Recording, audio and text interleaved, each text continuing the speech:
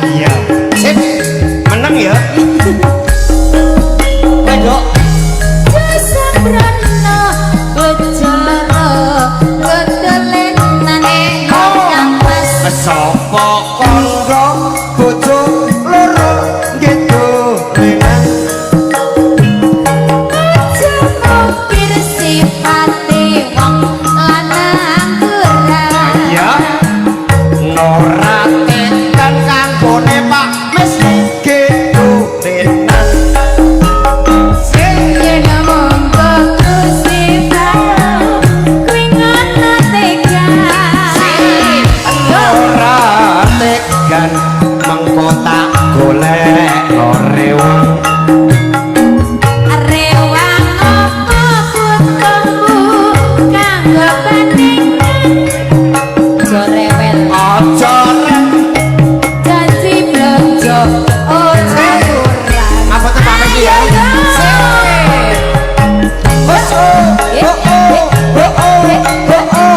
Pasiran nyanyi ya? Oh bukan.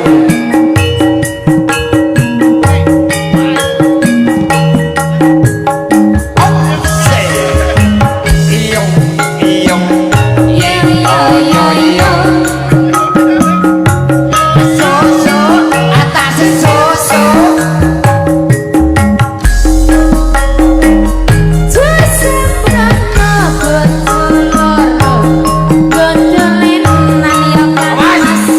Sapa kono bojo loro gitu lenan.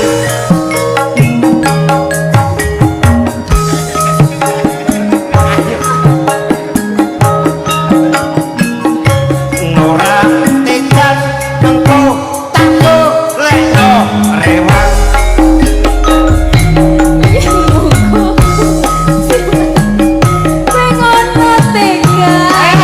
Sing Nora tekan kanggo wis pakulinan.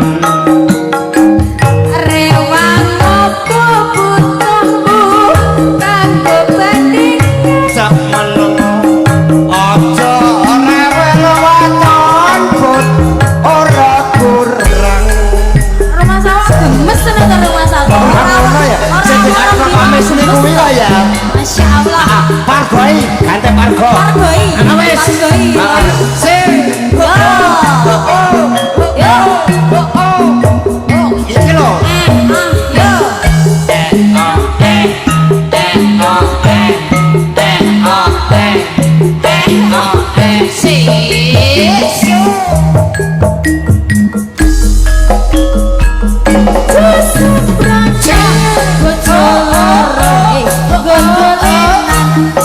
Ngono.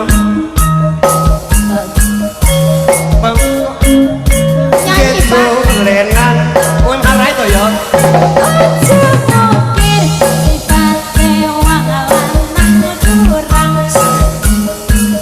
Nora kurang kanggo kowe pakulinan.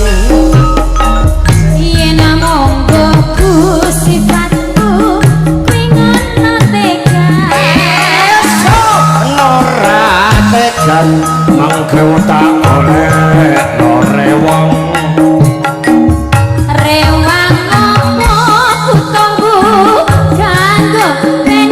Jorewel ajab ana waton bronjono ora kurang.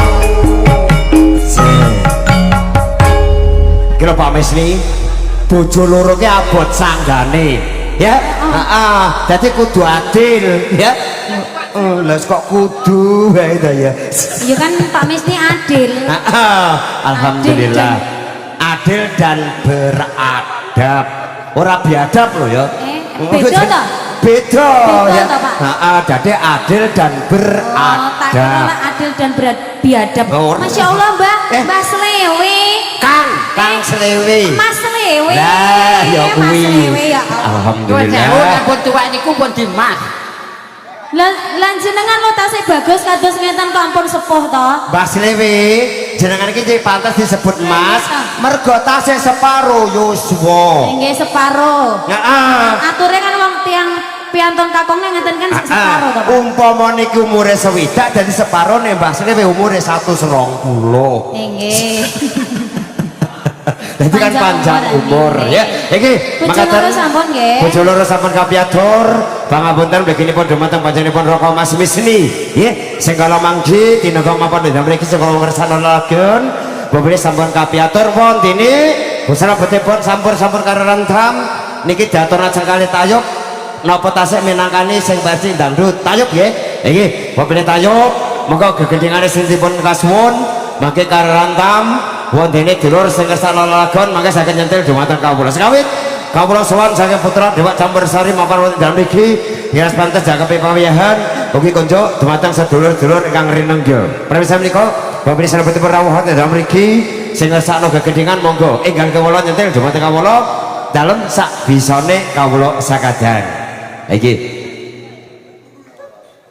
pun sumarah yuk kanca mbok menawa gending ingkang badhe kapatur kalau mangke nyumanggaken sekawit bebeli kalau sampun karantam gede kakak suwun wondene mangke dangdute kalau wonten pamudhut saking dulur ingkang kalau mangki taksih kasrat gimana kok pupusih nolongso ya mangke diaturno sing cenggale dangdut yuk heeh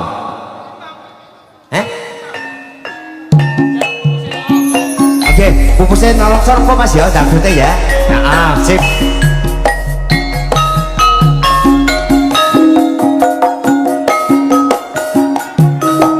syukur rawuh kemudian kawula sedaya kemawon tenaga ya sekecaken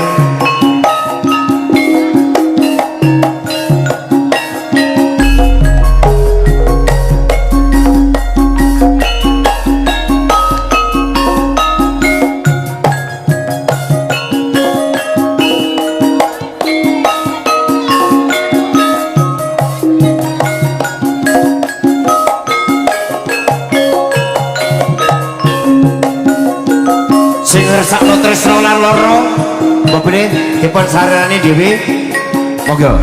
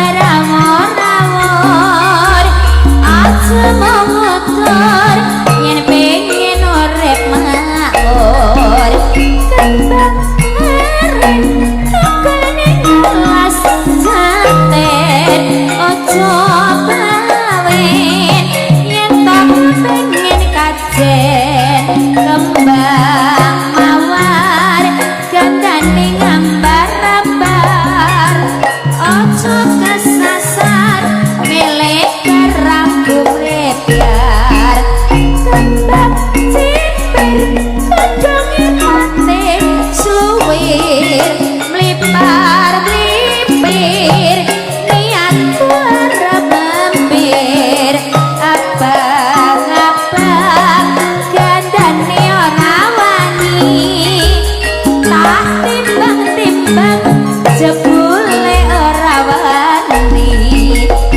kembang mati putih gandane wangi ngati-ngati ojo nyikeni janji jero urut kecut dirubung semut yen pancen subut kula sembarang manut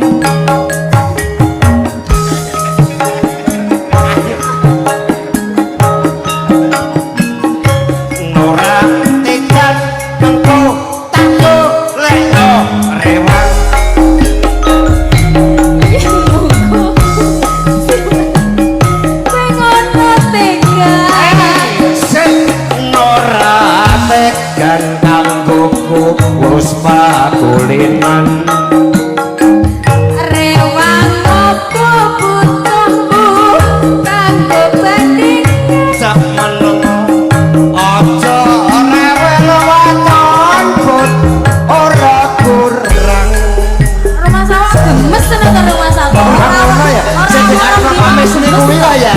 Masya Allah. Pargoi, ganti pargo. Pargoi. Wis. Sing. Yo. Yo. Iki lho. Yo.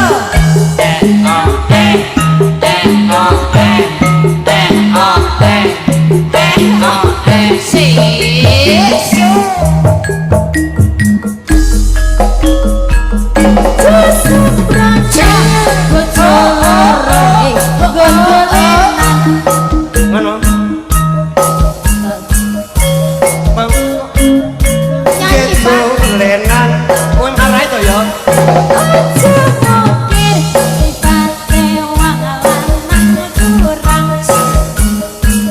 Nora kurang kanggo kowe paku linon. Yen namung ku sifatku kuwi ngono tega. Nora tegan mangke tak oleh lore wong.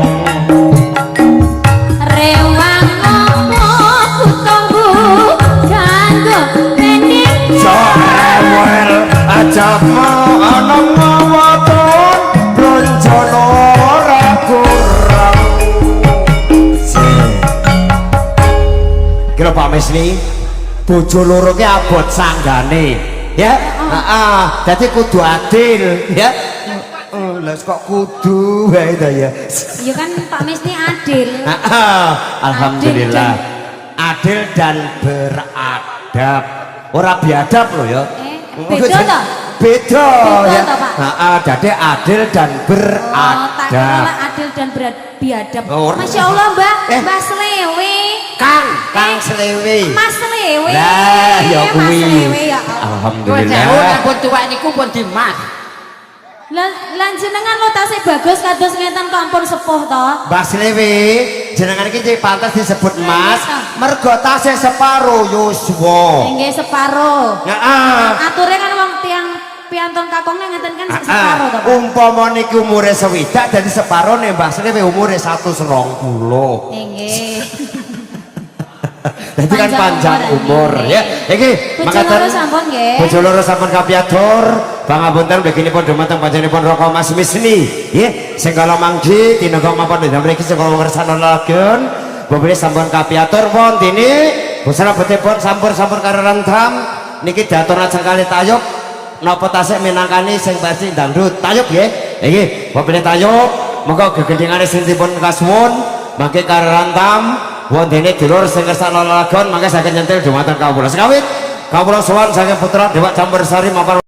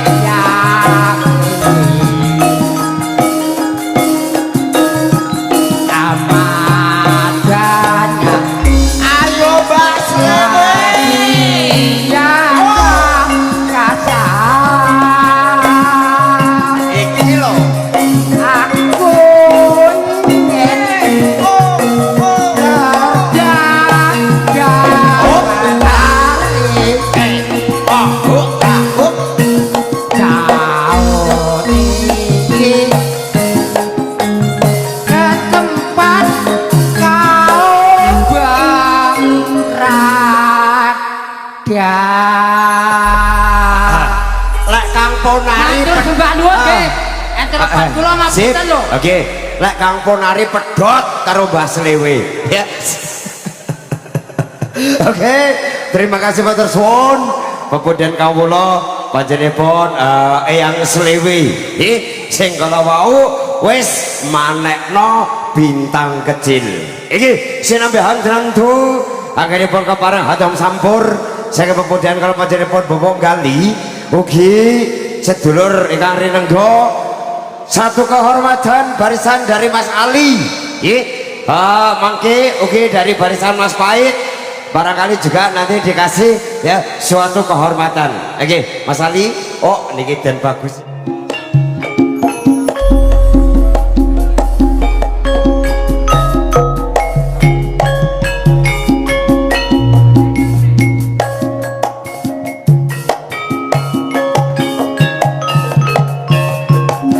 Iso ya belajar.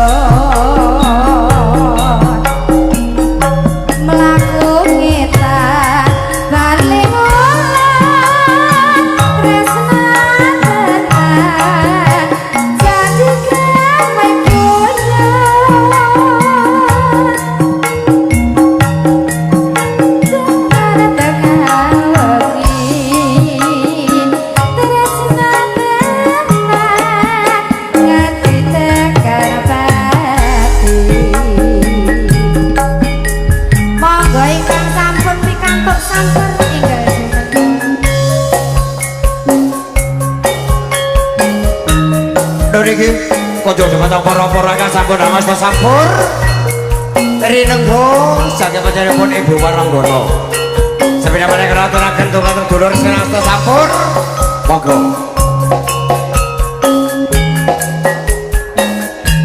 kadang kawula kasantil Patu Limo dukung monggo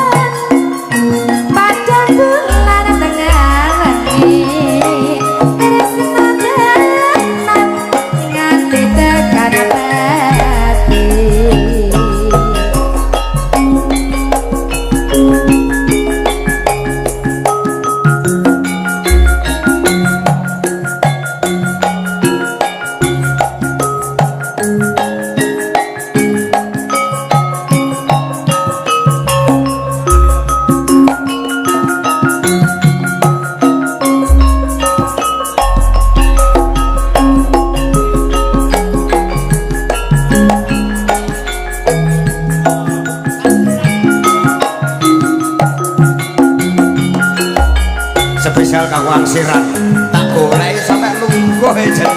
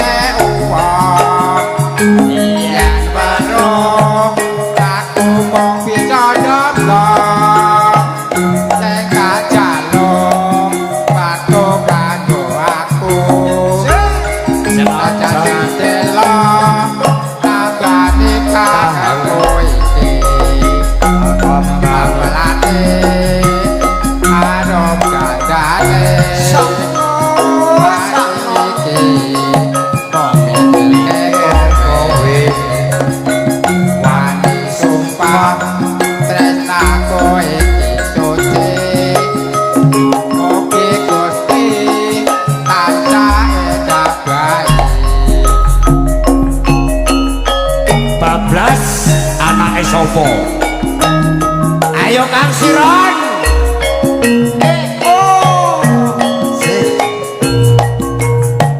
Mas Pahit nyanyi ya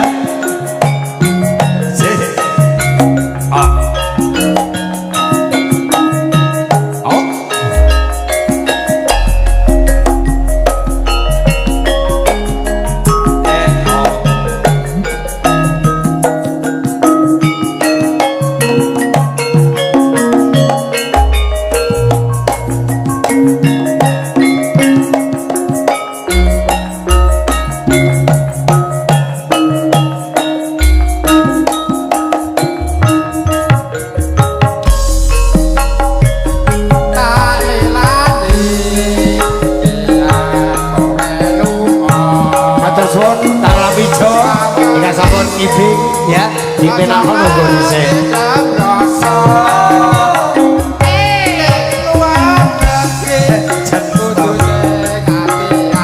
maju sawetara